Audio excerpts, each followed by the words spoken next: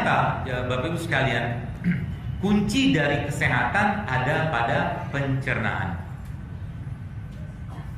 Sains sekarang mengatakan bahwa you have three brains. Anda punya 3 otak. Otak ini, sama otak ini. Otak ini otak secara umum, otak ini otak heart, mereka bilang spiritual gitu-gitu lah. Kalau kita nyebutnya kolbu. Otak ini apa? Gut, usus. Dan 70% sampai 80% isi dari imun sistem kita ada di pencernaan. Artinya apa? Tubuh kita mempunyai kemampuan repairing, tubuh kita mempunyai kemampuan untuk memperbaiki dirinya. Artinya lagi kalau seandainya saat dia ingin memperbaiki tadi dan ternyata bahan untuk memperbaikinya nggak ada, maka apa yang terjadi? Tubuh akan comot sana sini, termasuk mengambil bahan yang tadi. Ya, jadi ginilah contoh. Sel lambung itu butuh 3 hari untuk dia 3 hari per 3 hari di renewing, diperbaharui sel lambungnya. Artinya pada saat hari ketiga, kalau orang yang nggak makan enzim, nggak makan prebiotik, nggak makan serat, nggak makan produk-produk yang bagus untuknya, maka hari ketiga ya dia akan kebingungan mencari bahan baku gitu loh. Jadi kadang-kadang sebenarnya sudah kasih clue itu kepada kita semua. Kalau Bapak Ibu di sini mungkin ada lihat ada beberapa jenis pohon lah ya. Lalu pohon-pohon ini, misalkan ini contoh aja, Allah bilang kalau Anda mau sehat, kata Allah misalkan, makalah daun-daun pohon ini 5 jenis daun tiap hari. 5 jenis daun tiap hari.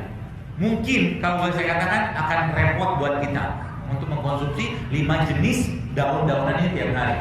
Tapi menariknya, Allah sudah menciptakan satu teknologi yang membuat kita bisa mengkonsumsi nutrisari dari pohon-pohon tadi yang diwakilkan dengan tentaranya Allah yang bernama lebah. Jadi lebah itu diperintahkan, bukan diperintahkan, diwahyukan sama Allah untuk apa? Untuk mengambil saripati tadi. Makanya saya katakan, kalau Anda ngerti betapa dahsyatnya kandungan dari madu, itu Anda tidak akan mau tiap hari itu tidak minum madu. Kenapa? Di situ ada asam amino, ada protein, ada enzim, ada probiotik, semua di situ. Jadi ibarat kata kebutuhan kita itu ada di situ. Which is dialah yang akan menjadi kekebalan tubuh kita gitu, 80%. Lebah dan turunannya, produk lebah dan turunannya, seperti itu. Ya, jadi ini adalah benerin ususnya. Benerin usus pakai apa? Pakai sesuatu yang bersifat manis yang tumbuh di atas tanahnya Allah. Sayur, buah, madu, seterusnya, ya, atau produk yang lain. Dan kalau sudah sampai seperti ini, Bapak sekalian, maka yang terjadi apa sebenarnya? Kalau kita melihat ada suatu kondisi penyakit, sebenarnya penyakit itu adalah cuma manifestasi, bukan cuma, ada manifestasi dari berbagai macam masalah di bawah ini. Dan ini nggak dibahas sebenarnya. Jadi penyakit-penyakit yang kita lihat masalah ini sebenarnya manifestasi dari hormonal yang bermasalah, ada inflamasi, ada struktur yang bermasalah, ada toksik, ya, ada detox yang bermasalah, ada imun yang bermasalah, seterusnya. Dan sebenarnya ini semua bisa kita perbaiki dengan satu konsep yang sangat sederhana. Saya sampai jam 5 ya. Lewat nggak apa-apa. Saya gimana? Ya. Dan sebenarnya ini semua bisa diatasi dengan satu konsep yang Nabi sampaikan kepada kita. Yang mungkin bagi Bapak Ibu yang sempat mengikuti challenge yang saya buat di IG saya, 7 Day itu sebenarnya konsepnya ini sebenarnya. Ya, dan itu pun ditemukan polanya oleh orang-orang Barat, orang-orang Amerika, dokter di sana. Yang saya bilang ini kayaknya harus disampaikan kepada umat. Ya, dengan cara apa? Probiotiknya diasup, dibenerin, protein dibenerin, tapi ya kita membuat tubuh memperbaiki struktur-struktur yang bermasalah di akar-akar. Dengan cara apa? Dengan cara mengaktifkan satu proses yang dikenal dengan autofagi. Singkatnya gini deh, kalau Anda pengen badan Anda jauh lebih baik, ya salah satunya Anda coba berpuasa gitu dan membiasakan lapar. Dan waktu Anda lagi lapar, nggak usah makan atau minum apa-apa kecuali sayur, buah, ya buah pun sedikit, ya, atau Anda minum madu sedikit, ya, atau menggunakan produk ini.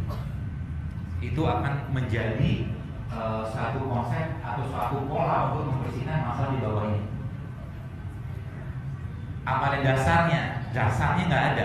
Tapi mungkin kita bisa bercermin dari bagaimana Nabi pernah dalam 1 bulan Nabi itu tidak memakan apapun kecuali kurma dan air putih. Hanya kurma dan air putih. Sekarang kalau saya tanya, yang umur misalkan 30 tahun, umur 30 tahun kira-kira, atau 40 tahun atau 25 tahun lah, seterah. Pertanyaannya, tubuh Anda dan saya dan Anda saat ini kira-kira lebih banyak toksinnya atau lebih banyak yang sehatnya? Toksinnya lebih banyak. Artinya apa? Saatnya kita mengubah bahan baku tadi, sekalian. Jangan lagi masukin toksin gitu kan. Jadi kalau sebenarnya dalam Islam itu tidak ada diet-dietan sebenarnya. Tidak ada diet ini dia itu nggak ada dalam Islam. Islam itu yang makan yang benar, ikutin pola Nabi, biasain lapar gitu-gitu aja sebenarnya. Akibatnya apa? Akibatnya ini akan diperbaiki sama dia karena tubuh punya kemampuan untuk healing sendiri. Tubuh punya kemampuan untuk detox sendiri. Syaratnya apa? Jangan bebankan mulut dan perut dengan makanan. Itu sebabnya dalam Islam ya Nabi mengajarkan, kalaupun makan sepertiga untuk makanan, sepertiga untuk minum, sepertiga untuk udara. Jadi makannya kita itu bukan untuk kenyang, tapi makan cuma sekedar untuk mendapatkan gizi, untuk menegakkan tulang sulbi kita untuk beribadah kepada Allah. Itu saja. Dan sekarang penyakit muncul gara-gara apa? Gara-gara itu. Kenapa? Karena ada masalah di hulunya sebenarnya. Masalah di hulu apa? Masalah di kolbunya. Masalah di kolbu ada berapa? Ada 2. Ya, masalah di kolbu ada 2. Yang pertama apa? Masalah syubhat. Yang kedua masalah syahwat. Sekarang kalau saya tanya orang kena kolesterol, kira-kira orangnya sering puasa nggak? Itu Anda bisa jawab. Orang yang kena stroke kira-kira sering makan sayur nggak? Itu udah jawab. Kira-kira penyakitnya masuk kategori syubhat atau syahwat? Syahwat, nafsu. Ya. Jadi makanya lapar adalah indikator pertama kedisiplinan kita.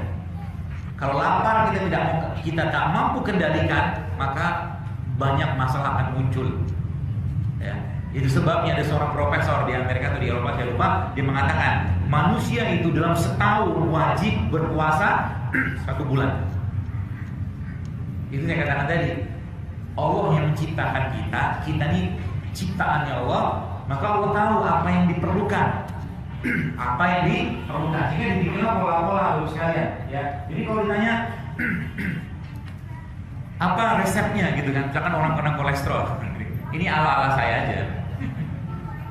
Resepnya puasa Senin Kamis 2 kali sehari. Ya, puasa Senin Kamis 2 kali sehari. Emang puasa bisa merontokkan kolesterol? Bisa. Risetnya ada. Kalau mau pakai riset, ya. Yang kedua apa? Puasa ayam ulbit. Ya. 8 ditambah 3 sudah 11. 11 hari dalam 1 bulan seseorang itu lebih banyak detoxnya daripada digestionnya. Itu yang saya pelajari. Ternyata subhanallah Nabi SAW ketika beliau wafat, kalau teman-teman baca di kitab Syama'il Muhammadiyah, ya, kitab karangan Imam Tirmizi tentang bagaimana keseharian Nabi dari bangun tidur sampai malam, itu ternyata disebutkan Nabi SAW ubannya ketika beliau wafat cuma 20. Uban cuma 20 itu keren loh, 63 tahun. Ya, artinya apa? Uban adalah proses oksidasi, penuaan. Gitu kan? Ketika ada seseorang manusia ya berumur 63 tahun tapi ubannya cuma 20, artinya proses biologis dalam tubuhnya itu luar biasa sempurna. Dan itu cuma bisa didapatkan dari apa? Dari membiasakan diri untuk tidak sering-sering makan. Makanya Nabi itu jarang makan. Kalau Anda lihat Nabi itu kalau dibaca ya, saya baca itu ternyata subhanallah bisa hampir tapi ini hanya boleh buat Nabi ya.